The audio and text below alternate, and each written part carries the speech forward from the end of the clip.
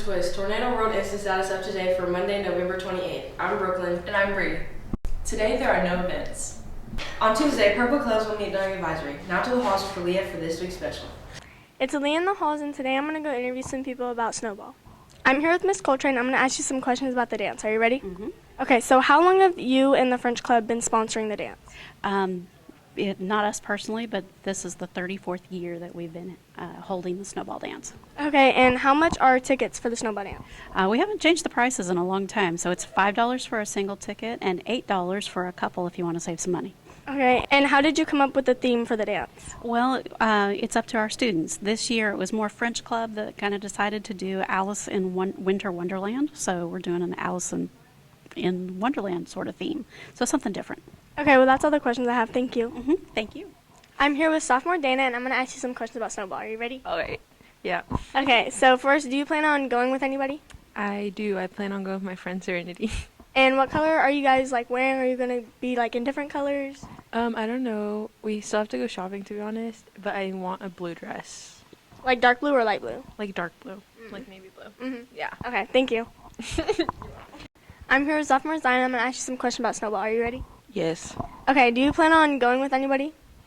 No. Maybe Cody. And what color are you guys wearing? Are you going to match or? We're planning on having color correlating dresses. Mm-hmm. I want to wear blue and she wants to wear silver. That's cute. That's cute. Okay, thank you. You're welcome. I'm here with Junior Sky, and I'm going to ask you some questions about Snowball. Are you ready? Yes. So who do you plan on going with to Snowball? Adriana. And what color are you guys going to wear? Probably black. Okay, thank you. Thanks, everybody. Now back to the studio with Brooklyn and Bree.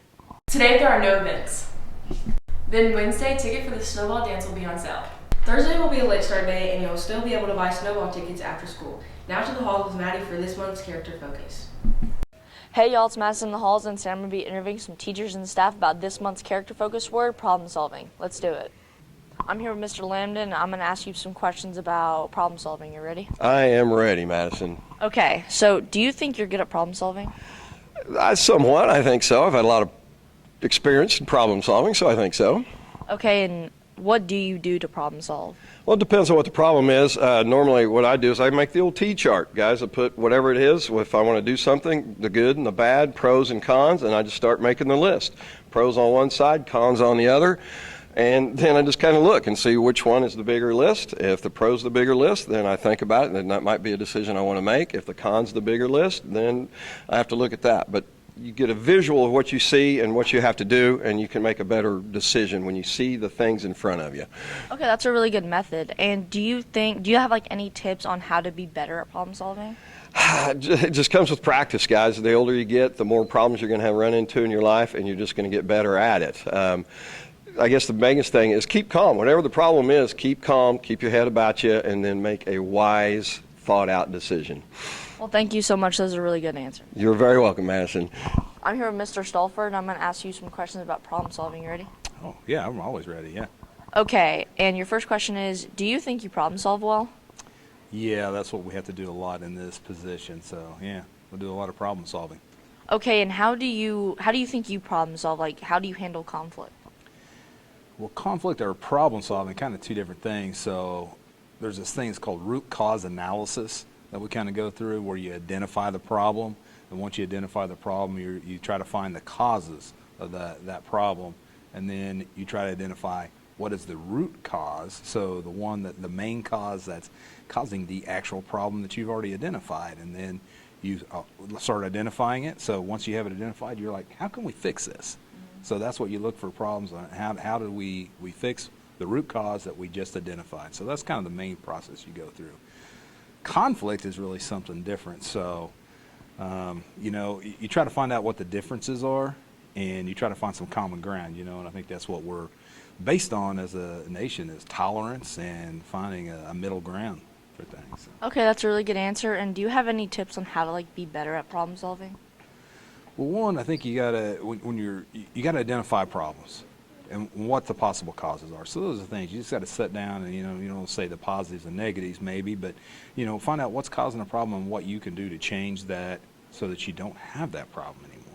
Okay, well those are really good answers. Thank you so much. You bet. Have a great day. You too. I'm here with Mr. Sizemore, and I'm going to ask you some questions about problem solving. You ready? You bet. Okay, so do you think you problem solve well? Often, I don't know if I do it well. Maybe so, yeah. Okay, and how do you problem solve? Well, I'm glad you asked. I happen to have a handy-dandy guide, problem solving. Okay, so it's really like scientific method. That's what you normally would use, but you don't have to go through every step all the time. But it's just common sense, okay? You've got a problem, right? What's your problem? So you got to define it. Then you got to come up with ideas, so you're brainstorming, right? Choose one of those, test it out, see if it works. If it doesn't, you go back to the top and you might have to redefine your problem. And it's just a continual loop until you actually find a solution to your problem. That's a really good answer. Thanks. Okay, and do you have any tips on how to be better at problem solving? The more you do it, the better you get at it. Thank you so much, Mr. Sizemore. Oh, no, thank you. Those were some great interviews. Now let's go back to the studio with Brooklyn and Brianna. Thanks, Leah, for that great special. That's all the news we have for you this week. I'm Bree. And I'm Brooklyn. Tune in next week for more of The Twist. Thanks, guys. It's Colton. We're to Focus Story of the Week. Every week, I'll sit here and just make me feel good and help us sing to you guys. Ann Tudor, a Minnesota fitness instructor, is motivating older students to move and groove and go, go, go through her Forever Well fitness class. At 75 years old, Tudor instructs the fitness classes specifically designed for older adults, ages ranging from mid-60s to upper 80s. The class is designed to improve balance, avoid knee surgery, and strengthen backs. The class participants say that Tudor's sense of humor and positive attitude is why they show up every week. If I hadn't been doing this class, I wouldn't be able to do half the things I can do in 80 if participant told the Sun Tribune in Minnesota. It's awesome hearing stuff about this, how people can keep people alive and feeling well even in older age just by enjoying life. And on Today in History, in 1964, the first probe to fly by Mars, the Mariner 4, is launched. Thanks guys, be safe, be happy, peace.